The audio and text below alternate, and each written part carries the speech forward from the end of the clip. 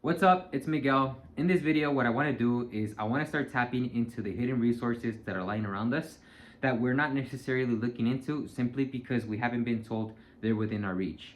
The only reason I actually want to expose this is because I see that there's a lot of things around me that I'm not using to its fullest extent. So I'm not actually tapping into my full potential and actually giving myself that slight edge to perform a lot better and to learn a lot quicker.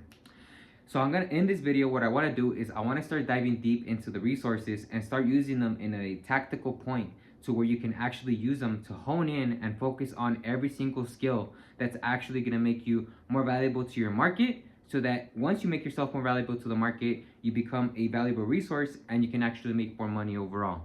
So what does it mean when you make more money overall? You're gonna open up more time and you're gonna be able to focus on things that you actually want to do and not simply work for a living.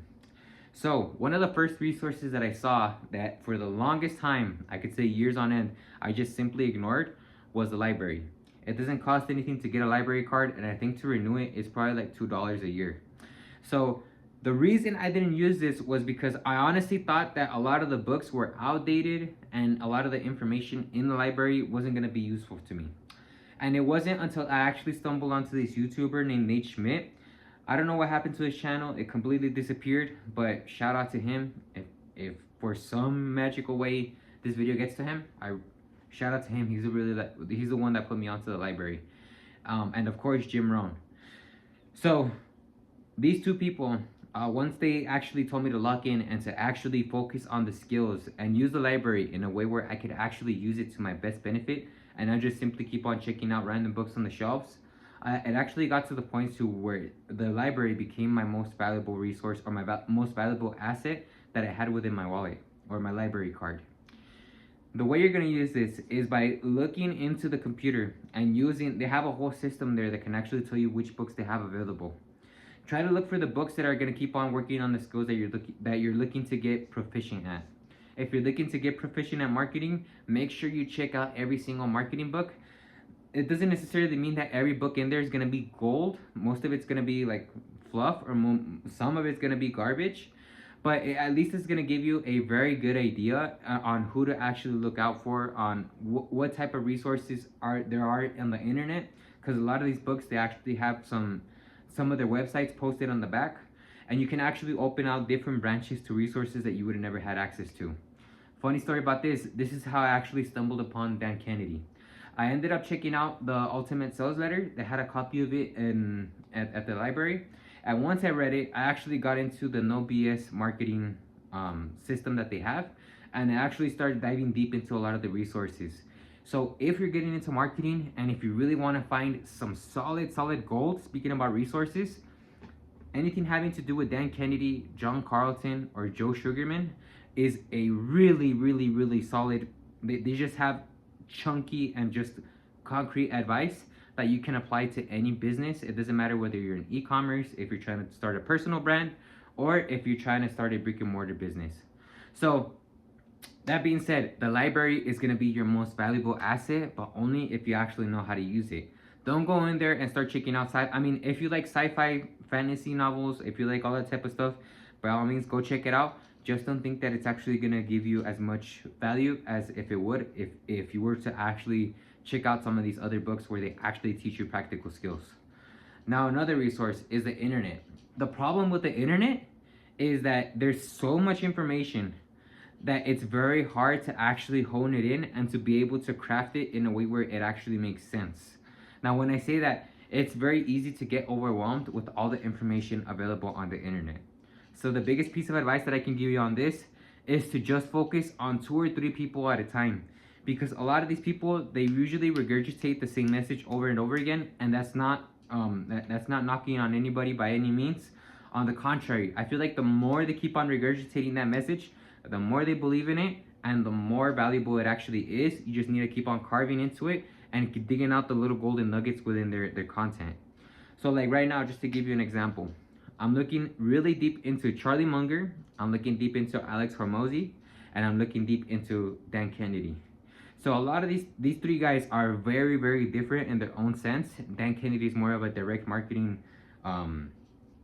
personality. Charlie Munger, he's more of an investment type.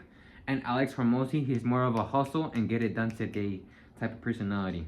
Now, the thing with this is that you begin to actually create these connections, and you begin to see how, yes, they may have different criterias, they might have different methods of doing how to actually build wealth or how to actually become successful.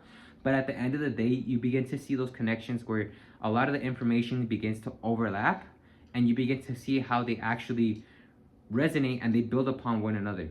So if I actually cultivate Alex Hormozi's hustle culture, where I just keep on pumping out content back to back, and I actually begin to cultivate the message in a direct marketing message way, the way that Dan Kennedy does, where I just simply keep on having a call to action at the end of every video, at the end of every post that I make, then it's gonna make that my message a lot more effective.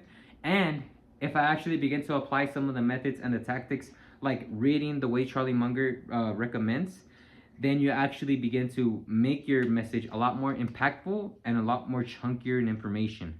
So the internet and the library give you a huge advantage, but only if, and this is a caveat, only if you can ignore all the other brain rot stuff and you can ignore all the fluff that is out there right now, and you can actually hone it into a way that actually makes sense and cultivate it in a unique manner that only makes sense to you and your audience.